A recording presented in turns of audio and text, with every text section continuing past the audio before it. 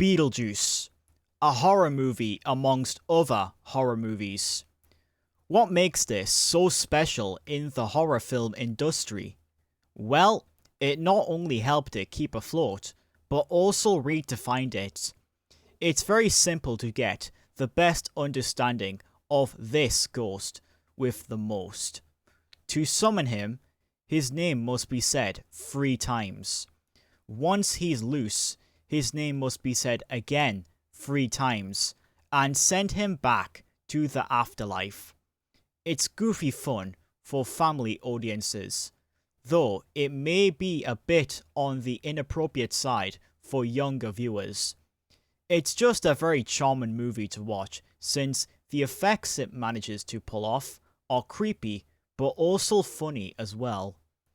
Beetlejuice is dark comedy, and we will be taking a look all the way back to what made this movie an instant classic edition in the library of classical horror cinema. It's showtime. Before we start this video, don't forget to leave a like on this video if you enjoy it. And don't forget to subscribe, as well as hitting the bell icon to see more content. Thank you, and enjoy. First off, this movie has a very creative plot that goes well with its premise that it wants to go toward. It follows a recently deceased couple that haunt around their former home after becoming ghosts. When a new family enters their home, they call upon a ghostly poltergeist called Beetlejuice to scare them away. It's like it took the fun out from our childhood when we would scare people away for fun. All of the talented voice actors are so great here and are funny to watch at times.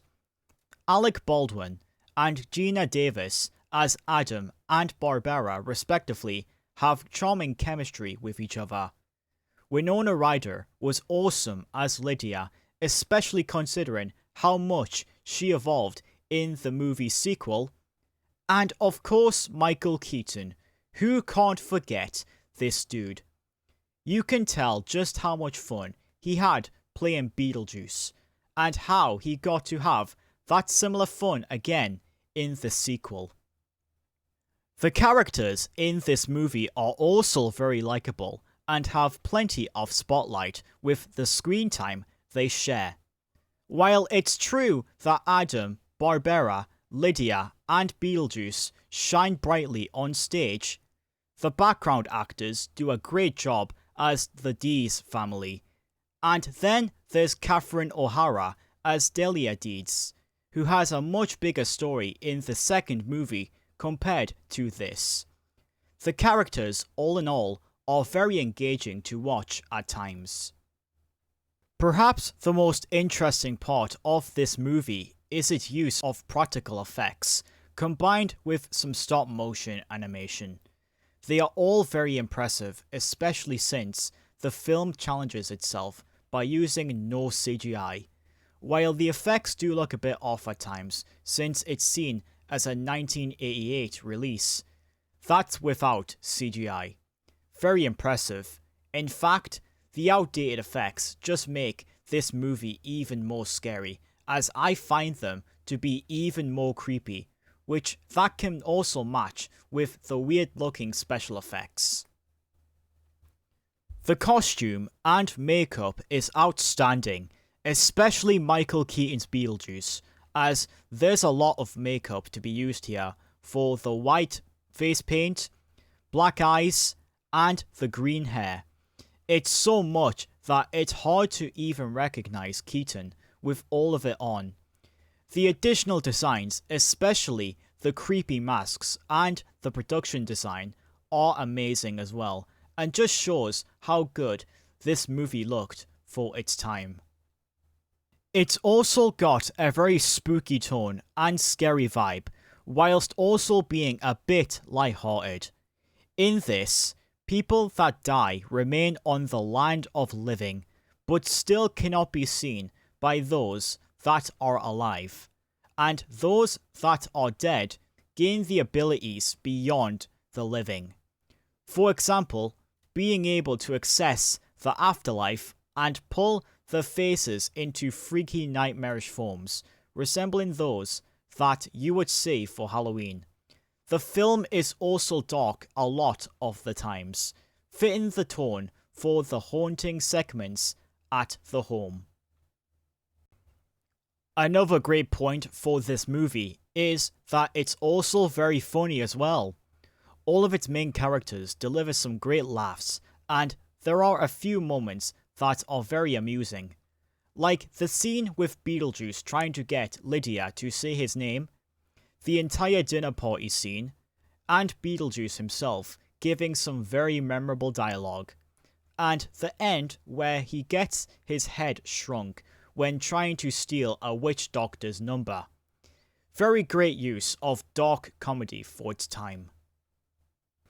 And the last great point from this movie is its musical score being nice and haunting, coming from Danny Elfman, who also would work with Tim Burton for other movies like Batman in 1989 and its sequel, The Nightmare Before Christmas, and so many others.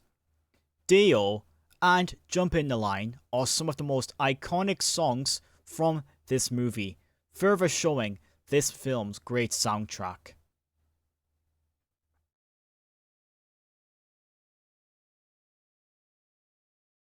Overall, my final opinion on Beetlejuice, it's a very memorable and charming piece of dark comedy. It defines horror at its peak and can be a great watch for people that want to watch something scary but not so scary, and maybe they are just getting into horror movies. It's a perfect example of how Michael Keaton stepped up his game for future acting roles. It also spawned a musical adaptation, which is just as great, if not better, plot-wise, than this amazing movie. It carved a lot of original ideas on how horror movies can stand even more, innovating stop-motion animation and practical effects.